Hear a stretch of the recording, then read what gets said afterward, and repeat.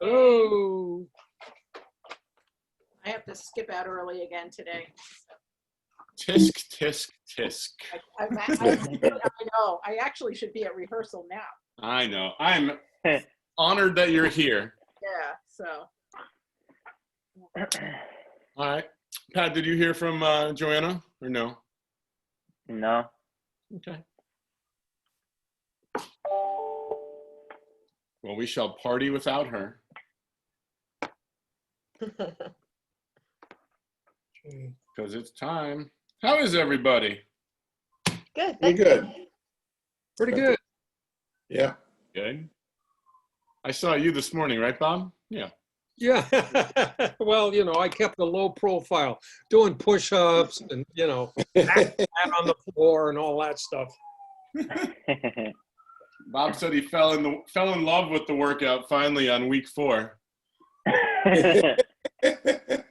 Right in time for us to change it on you. Yeah, exactly. He fell in love with it because he knew it was disappearing.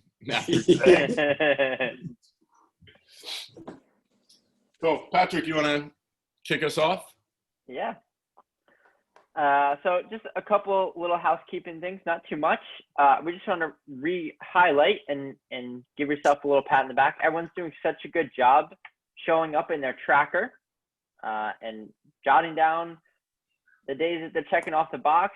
And we highlighted in the beginning how important that was. And I think it's so wonderful that everyone's staying on top of that, especially we're going into week 4 now. We know that sometimes week 1, 2 might be easy to be excited and the excitement starts to wear off, but you're all doing an awesome job staying on top of that. So that's so wonderful. I'll re-highlight that. Just Pat and I have done, this may sound like we're buttering you up, but we've got nothing to gain, so I promise you we're not. But Pat and I have done a number of groups before, and time and time again, we see a drop-off in participation and tracking, whatever the tracking is, somewhere around week 3 or 4 for people. So we'll pat ourselves on the back for keeping you engaged, but also honestly, like the fact that you're continuing to show up and just showing up in your tracker is a great practice. It keeps things top of mind, and it really gives us the information that we need to find out where people are at and really help us dial in what type of coaching we need to do to better help you. So it's beneficial for all of us. Good with that? Sure. Cool. The next thing I want to highlight, like I said, we're starting week 4. So this is the beginning of our 4th week. As you probably know, this is a 5-week program. But what makes this program different than diets and other programs you may have tried in the past is like the work doesn't end here, right? We want you to think about continuing to practice and work on these skills past these 5 weeks, whether you still want some extra accountability and coaching or you're doing it on your own. It's super important that if you want to get the most out of this and you want real long-term success, is to continue to practice it. So a couple of things you can think about is like, well, what do you practice on? What do you focus on next? You can look back at the skills that we have worked on and maybe ask yourself, what was really working for me? So let's say you know that focusing on eating your 3 meals a day with 4 to 6 hours fasting in between has been giving you a lot of results. Whoops. If it's echoing a little bit.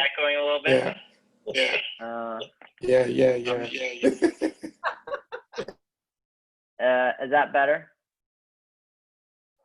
Yeah. All right. I muted everybody, just so I don't have that echo. So I'll unmute you when I'm done. Or if you have something to say, just raise your hand and I'll unmute you. So where was I? So what to focus on? So let's say that your 3 meals a day was really working and you're nailing it, and you notice that it was giving you the results that you wanted. If it's working for you, just keep focusing on that. Keep working on it. You could also ask yourself, what's the lowest hanging fruit that I can work on next? What's something that we've been working on that you're getting it down, but you can work a little bit harder and continue to nail it or ask yourself, like, what's one of the big rocks that you know you still might be struggling with a little bit, but working on it is going to give you a lot of bang for your buck. So maybe you're still struggling with the eating just enough, which we're going to get to, because I doubt within a week that you're like, oh yeah, I know exactly how to eat just enough and to do it every meal. Like, that's just not realistic. Maybe you know that's your next big rock that you're going to continue to work on after this program is done. Alan, anything to add with that? Yeah, I'll add one thing, and I'll probably be redundant, but yeah. So when Pat and I put this together, we had a slight bit of reluctancy in making it a 5-week program, because typical short 30-day, 28-day, 5-week programs are perceived as something that's like a quick fix, give you a huge result in a short period of time, send you on your way. And then in most cases, as you probably know, whatever was accomplished is lost soon after, because it's not a long enough period of time to actually build the skill. So that was in the back of our minds. But the real objective here, our goal, and what we really hope you walk away with, is 2 things. Exposing you to a number of skills that we firmly believe will make a big impact. So have a clarity on like what the skills are that will help you get lean, and some clarity on how to scale them to your life and what's going on in your life so that you can continue to practice them. So the part that's redundant is like, you're not done after these 5 weeks. You should have some clarity on what you can practice, what's going to give you the biggest bang for your buck, how to scale it for your life and build some flexibility into it as our lives change, but be able to continue to practice it. So I guess I'll frankly ask, do you feel like you're trending that way, to have clarity on what the big skills are to practice and beginning to understand how to scale them for your life? I unmuted everybody for a second if you want to talk. Thumb up, kind of, sort of, thumbs down. I think so. The easiest for me is definitely not to snack. Leave those nuts and those fruits in the afternoon away. But then I have to add a little bit more for lunch. Otherwise, I'm not going to make it. I'm not a big eater with big portions. So that was usually my thing. Okay, 4 o'clock, I eat something because I know I'm going to do a vinyasa class. So this has to change now a little bit. That works well for me. Absolutely. Awesome. The counting the forks is a little bit an issue. That thing stays in my hand. It says, come on. So I really try each bite. I try to let them down and put my hands away. So it's interesting. It's a challenge. It's like, yeah, it's maybe like eating with closed eyes to actually get the full flavor of what you actually eat. It's a smart idea. Ursula, you highlighted, well, thank you for sharing that, but you highlighted something like avoiding snacks is particularly easy for you. So it's super common for some people to find one skill super easy and someone else may find it challenging. So that's the way with all the skills. It's not like everyone is going to find the same skills hard and everyone finds the same skills easy. A lot of it has to do with like your habits. We talked about going back to how you were brought up. All those things are going to influence what's more challenging to practice and what comes a little bit more easy to you. Cool. We got a chat box activity. We would love for you to share. Take 30 seconds or so to think about it. What's one aha moment you've had over the past 3 weeks? And I'll use like Ursula's as an example that I pointed out last week. She noted somewhat excitedly is like, I eliminated my snacks. I made my meals bigger, but I'm losing weight. And so if any of you have had an aha moment similar to that or something like that, take a few seconds to think about it and share it in the box if you feel so inclined.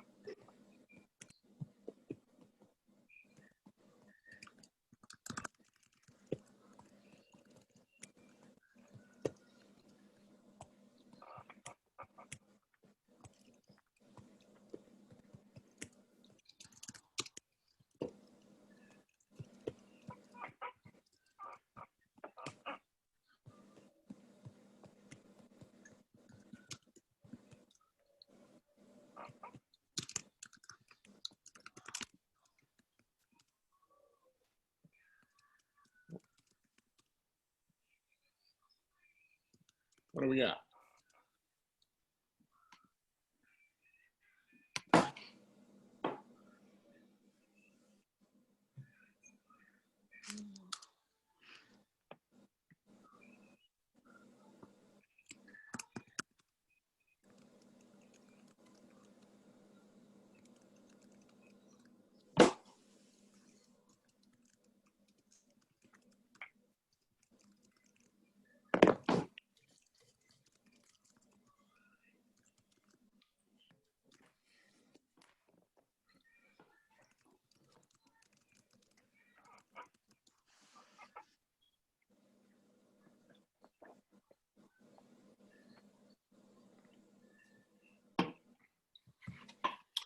Cool. That's great. Yeah. So, I mean, those are really significant things. They may feel like insignificant and feel like, yeah, they're no big deal when you wrote them. They really are. Like the fact that you're able to go to plenty of food on the table after you ate a balanced meal. You didn't go for seconds, right? How many occasions have you gone for seconds, Pat? Almost all the time. Yeah, right? That is the norm. Hmm. So, I mean, you really did, and right? I mean, it took probably a lot of awareness and practice, being thoughtful. You probably had some internal conversation with you. Right, and stepping away from the table too. Yeah. Yeah. That's awesome, man. I mean, I would say this, even if you had that conversation with yourself Mhm. and then still had some seconds, that's still a win, Mhm. right? Because as I've mentioned in a couple of calls, all we're trying to do with so many of these things is break the automaticness of Right. it. So it's not just like me see food, me eat food, caveman Right. style, right? There's some Mhm. consciousness there. And that's great. And like people say, oh, that's nothing. I still ate the food, but that's an essential first step to breaking that habit. It's an awareness, right? Yeah. And then the same thing with what you wrote, Joe. Like, yeah, we could minimize a few bites on the plate and say that it's nothing and just eat. And you could have eaten them anyway, but you took the time to check in with yourself and see how you were feeling and made a conscious decision to not eat the few bites. And so that's awesome, awesome practice.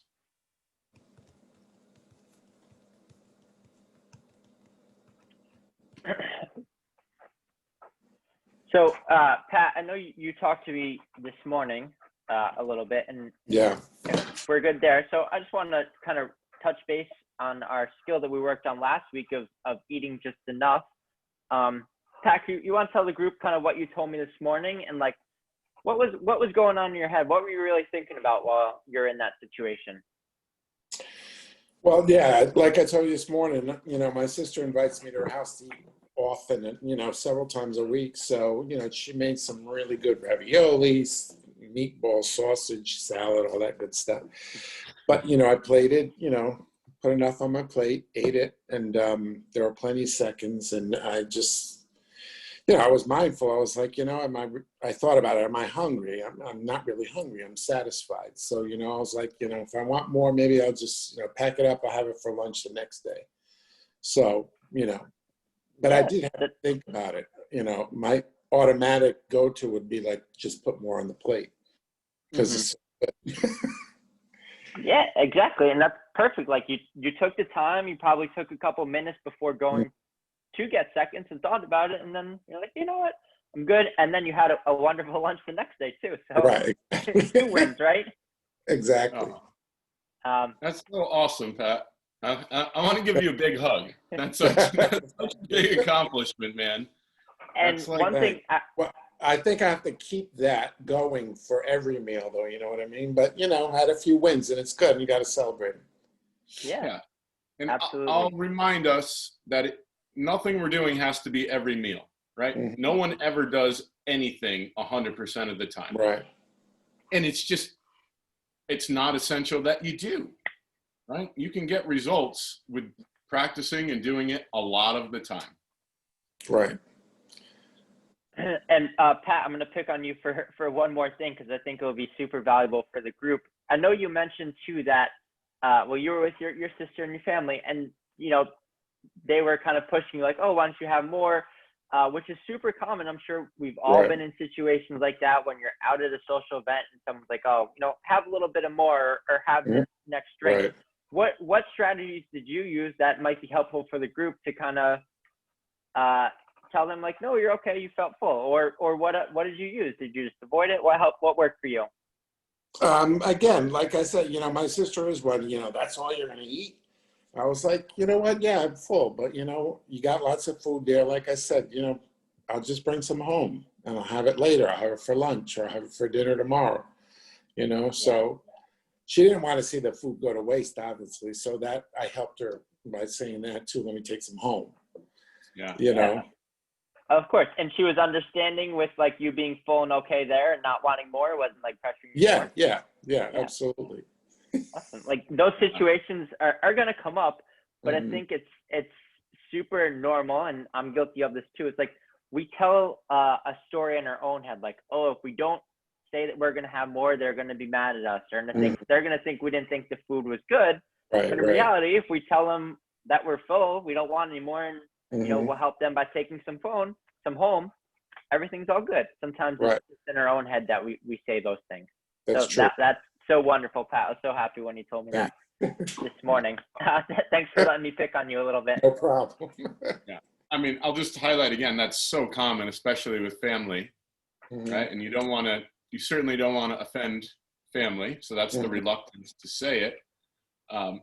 But a lot of times, and I'm not saying this is the case in your situation, Pat, because I don't know your family, but people pressure you to eat more because they don't want to feel alone in eating more themselves, right? Yeah. It's Right. always nice to say, hey, you want to have some dessert with me? And right. And then you're like, you think about it if the other person says no, like they don't want to eat dessert alone. So Right. it's super common. Sure. But I don't think they're going to change your opinion about you by you saying that you're full, right? Like, is anyone going to pressure you to be uncomfortable? Probably not. No. Awesome. Again, thanks for sharing. Yeah, no problem. Joanna, I'm going to pick on you a little bit next, because you mentioned in the chat box for like one aha moment was you left a little bit of leftovers on your plate, and this was tonight, the first time, and you said because you checked in with how you were feeling. So tell me what like questions did you ask yourself? What thoughts were going on in your head? What worked well for you tonight? That's a good question. I don't think there was any real particular thought process, but I had a break, right? There was I took a break, and then I didn't feel the need to go back and finish it. I just felt that. Was it like a planned break? Like you said, you know what, I'm going to put the fork down and pause a little bit, or did something else come up that like forced you to pause? Well, the latter, unfortunately. I'm having a real hard time remembering to put my fork. It's really hard to remember to put my fork down. Who's inventing that timer on the fork? Please, I am your first customer. You know, yeah, it's hard to remember to put the fork down, but no, it was an unplanned break. But a silver lining nonetheless, right? So I stopped and said, I'm not going to go back to it. Absolutely. And I think like that might be a good first step, because you were forced to take a little break, but now you recognize like how you can take that break and still feel full and satisfied. Like it forced you to teach yourself like, oh, I can leave a couple bites on my plate and I'll be okay. So that's quite all right, because now you know how good that feeling is, that maybe next time you're going to say, oh, I want to recreate that feeling. Now I'm going to put the fork down and leave a couple bites. So that's so wonderful. Anyone else have anything to share about anything that they ran into last week, focusing on our skill of eating just enough? It could be a win like we just talked about, or it could be something that you felt like you struggled with a little bit and need a little help working through. Did other people have difficulty remembering to put the fork down, or just couldn't pry it from their hands? Jules, you guys are on mute still. You just have to unmute yourself. Yeah, okay. I find I'm better at breakfast and lunch, putting the fork down. But I've totally blown by the, mid-meal check thing. I'm like almost done and I'm like, oh, I didn't take a pulse check there in the middle. But dinner, I think, we tend to watch the news during dinner, and classic, while you're watching TV, you just keep shuffling it. Yeah. Oh, that hasn't been that successful, but I've been trying to put smaller portions on our plates.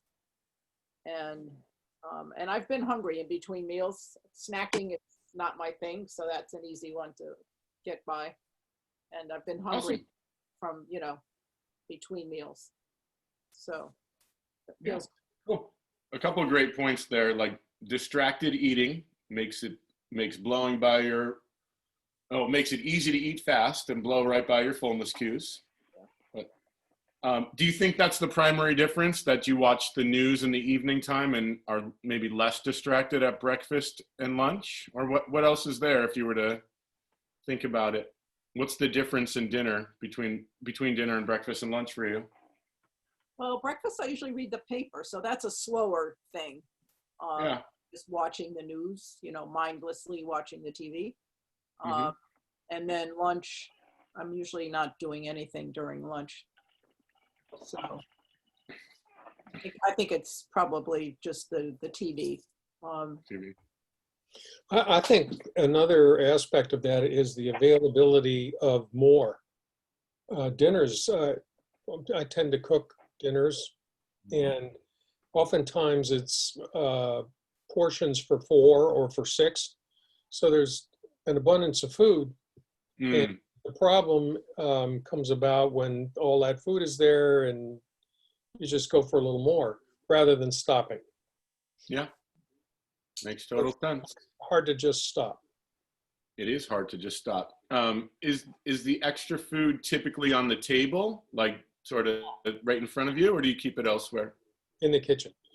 Okay. And we tend to be in the dining room or TV room or whatever. Yeah. The thing for me is I can manage no snacks very handily in the morning. And I can do it after dinner, no problem. But the interval between our lunch and our dinner is the longest of the day, sometimes 6 hours, sometimes even more, 7 hours.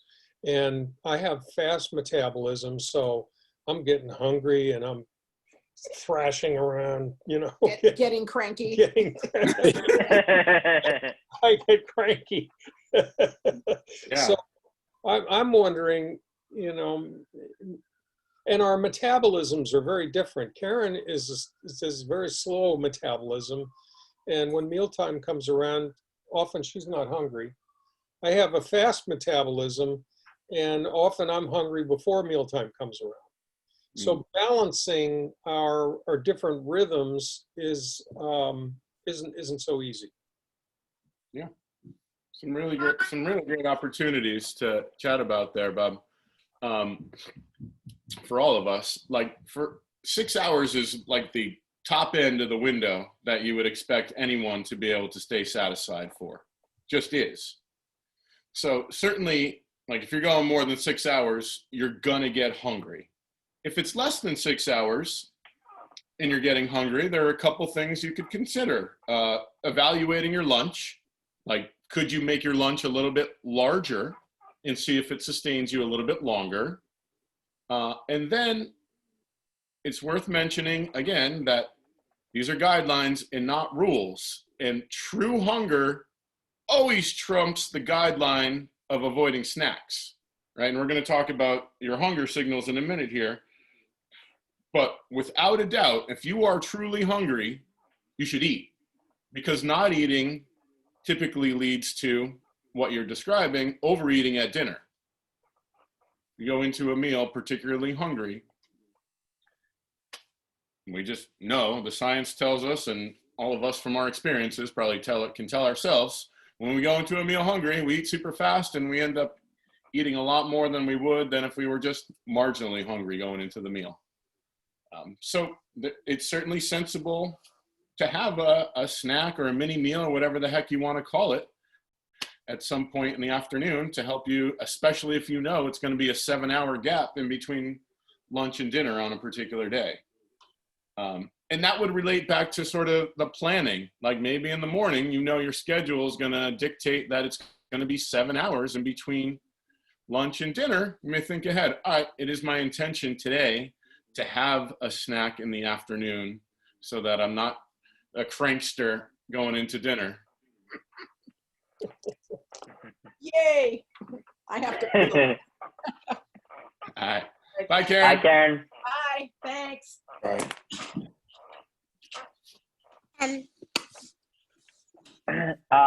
One last thing I Mr. want to Pine. add in here Mr. Pine, two before, pounds. before Helen moves on to the next skill that we're going to work on is just reiterating that eating just enough is probably one of the skills that will take the most practice. It might take the most time to really work on it and really dial it in. But without a doubt, it's one of the skills, along with like our eating 3 meals without snacking, that's really going to give you the biggest reward. So it may take a little time to really get it down, but it's absolutely worth putting in the effort of practicing and really honing in this skill. So keep that in mind, especially after these 5 weeks, that it's not going to hit right away. It's going to take a little time, but trust me, it's worth it down the road. I trust you, Pat. I trust you. I hope so. I have this thing in my mind. I know it's like 40 years ago, my grandfather, he said you should stop eating when you still could eat a sausage. Meaning you still have room for a sausage, but if you eat that now in 20 minutes, it's too much. I like that. I like that saying. Yeah, I never forget that, even though he said like for 40, 45 years or something like that, 40. He was a man ahead of his time. It just stuck with me. Well, that's smart. That's meaningful. It is, And it yeah. like Mhm. it helps you visualize. I could probably fit another sausage in, but I don't need it. Mhm. Because you know the how do you say it in English? The feeling of being full comes like 20 minutes later after your lunch, really. And if you Yeah. eat or dinner, and if you eat too fast, then you miss that point. It's gone. You got it. You're Mhm. spot on. That's exactly what we're trying to accomplish here. Just difficult. Yes, but not impossible. Yeah. All right, should we go on to hunger cues? Great. Sure. So, look, one of the two primary objectives here for our skills is determining when you're actually hungry and when you're not, and determining when you're satisfied and when you're just overeating. But, so this is kind of the inverse, but I think it's important to start here. Eating when you're not hungry can be detrimental to your weight loss goals, but so can not eating when you're actually hungry. And we talked about that a second ago in the context of what Bob was saying, right? You should eat when you're actually hungry. But in order to do that, we need to be able to differentiate what hunger is and what it is not. Would you agree with that? Yeah, cool. So in the most simple way, the guidelines we provided this week around determining if you are hungry or not are 3 questions you can ask yourself. Now, yes, you've got to pause. You've got to take a second from doing something automatic to be able to ask yourself the questions, which is why we're this idea of a 10-minute pause when when hunger hits, and I'm putting it in air quotes because we're going to determine if it's hunger or not, or if it's craving or something else. But it's defined by, true hunger is defined by a hollow feeling in your belly.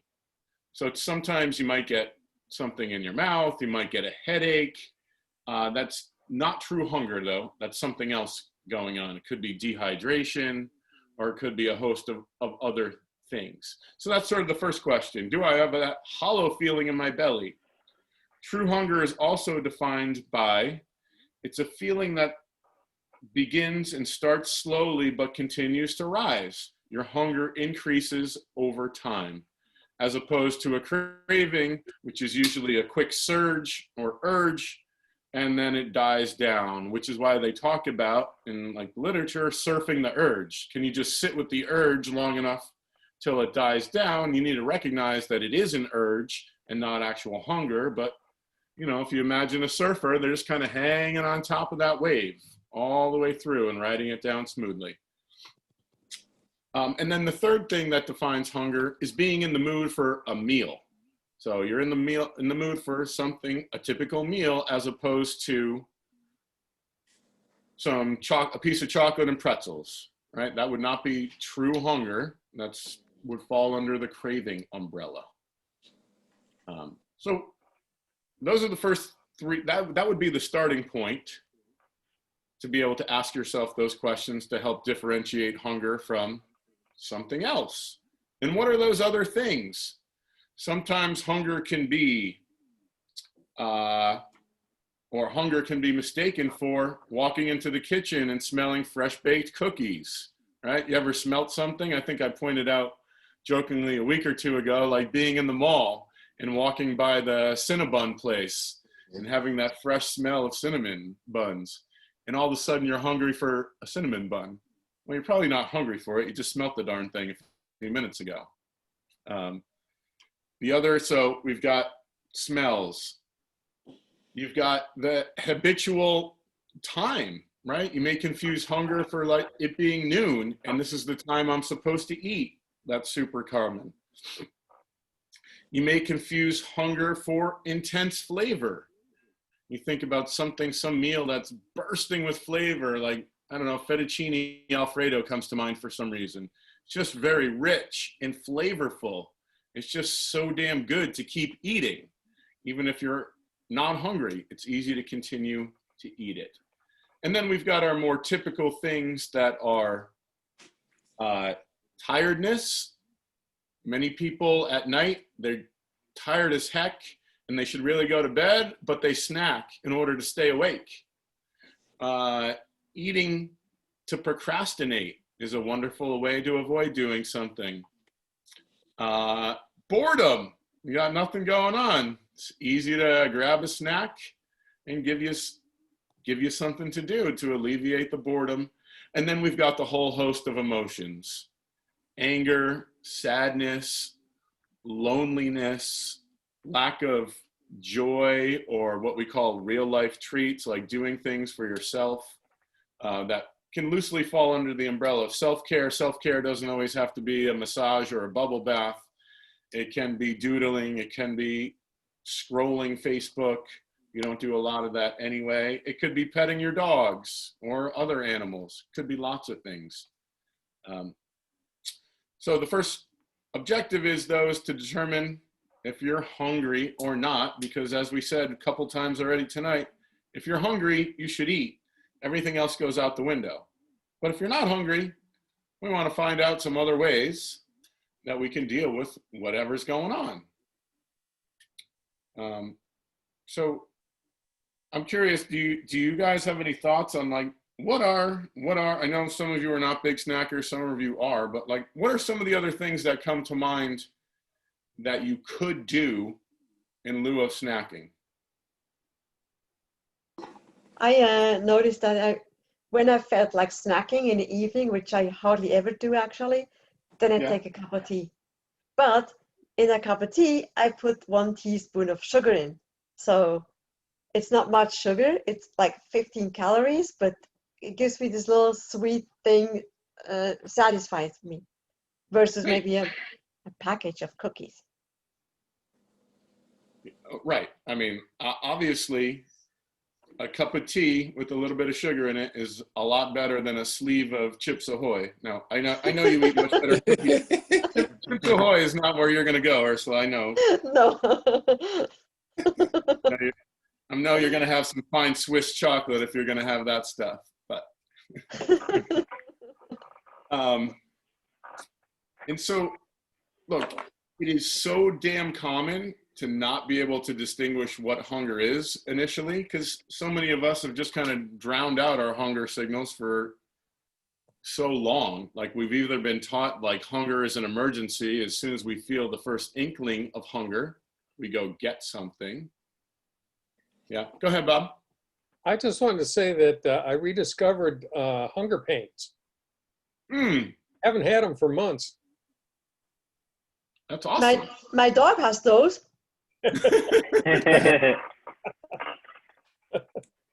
Cool. And then Joe, you've been going for a walk or taking going to the mailbox. Right, when the craving hits. I find myself snacking more when I'm working in the basement Yeah. and work is stressful. Then I just want a break and I just need to I'm not outside. So Yeah. going outside is the break. And Perfect. that's it. Yeah, I mean, I don't think I listed that as one of the typical like mistaking for hunger is just needing a break. Many people say to themselves, well, I don't have time for a break. Well, if you got time for a snack, you probably have time for a break.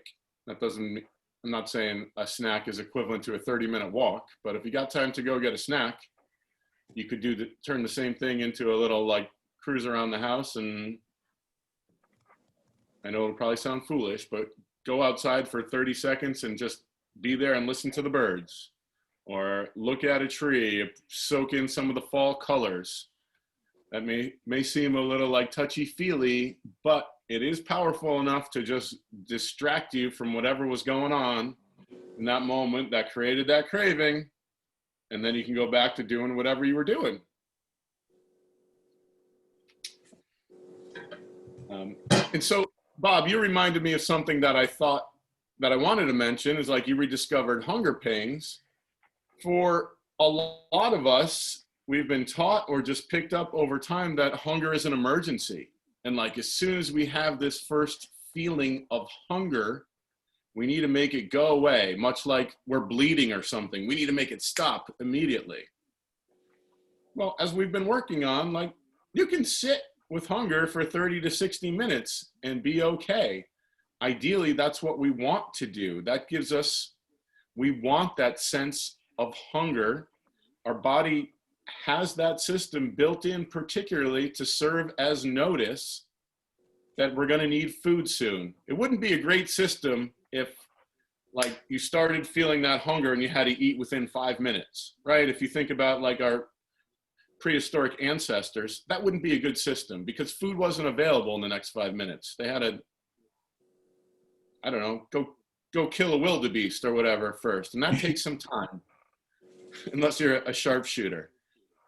So it really is a wonderfully, perfectly built system, letting you know that you're going to need food soon. And that's why those feelings continue to build over time, because it's like it's increasing the sound of the siren over time. It's like, all right, you ignored it for a little bit, ignored it for a little bit.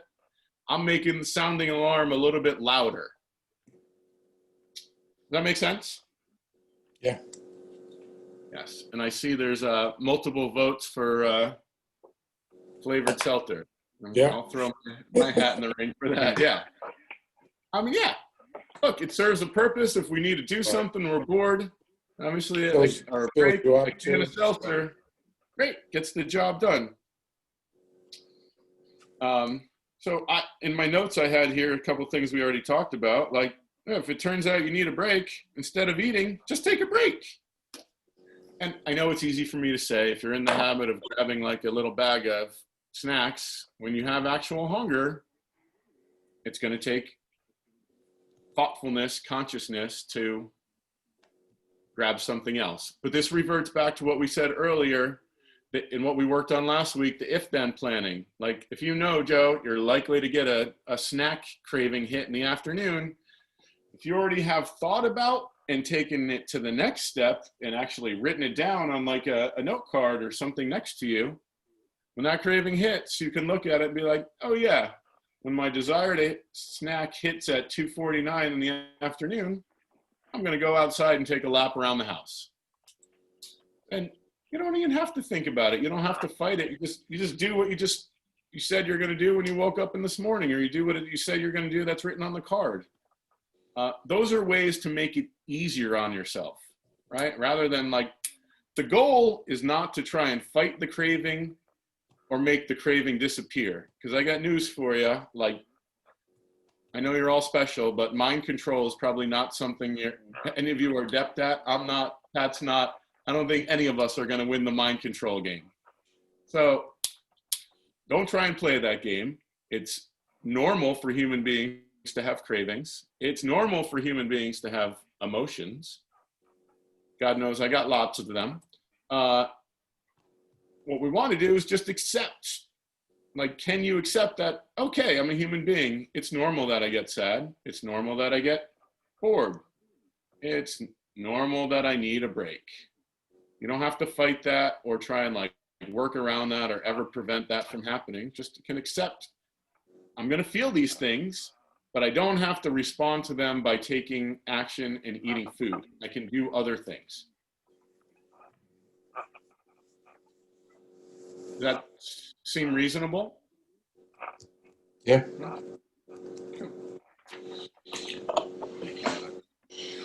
What else would I want to make sure I touch here?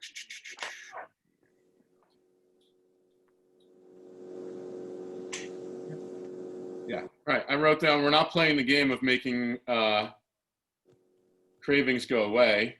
The biggest problem is like, isn't the craving itself, it's thinking that we need to fix the craving, that the world will end or something, that like if we don't address or give into the craving.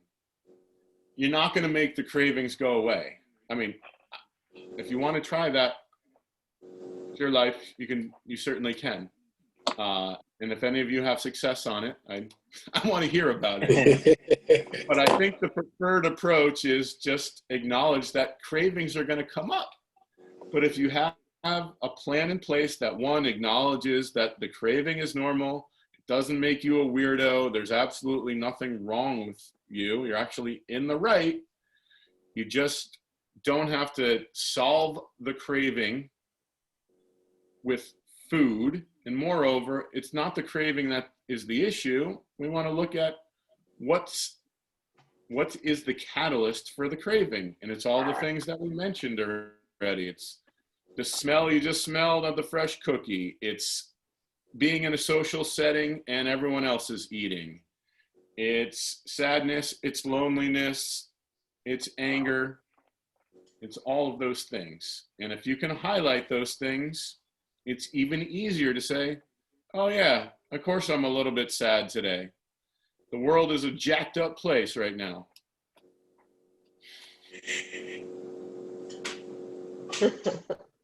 So let me have that sleeve of Chips Ahoy. Look, if we're going to be honest, like that sleeve of Chips Ahoy is absolutely going to satisfy whatever is going on for you. Except what usually happens is you have that sleeve to satisfy that emotion. You feel some sense of guilt around it. And then you need to start the second sleeve to pacify that guilt that you just created. And it creates a bit of a cycle. So, and again, like we've all done that, right? You have something to satisfy some emotion and then you feel bad, and then you feel worse about it. There's only one sleeve left. Yeah. I'm at it. And it's not that you should never give in to the craving. That's not the goal here, right? There's a time and a place for it. And like, it's okay to enjoy some of these things at times. It's just, I go back to the saying, like, we don't want it to be the only tool in the toolbox. Right, right. There are other alternatives, particularly if it's the same thing coming up over and over and over, like using you as an example, Joe, that snack craving at 2:49 in the afternoon. Like, there's something going on, and this is true for most of the cravings. It's the same stuff coming up day after day. It's a rare occasion that it's some oddball stuff. Yes, those things happen, right? You could have got a flat tire and ran over a squirrel and your fridge died in the same day and you're feeling pretty bad about it. But like, that's an oddity, right? It's usually the same things over and over, which is what makes the if-then planning or having some reminder that I'm just going to go for a walk when I get the craving in the afternoon in place. Because you just do the same thing all the time, and it's valuable to have a couple things to choose from.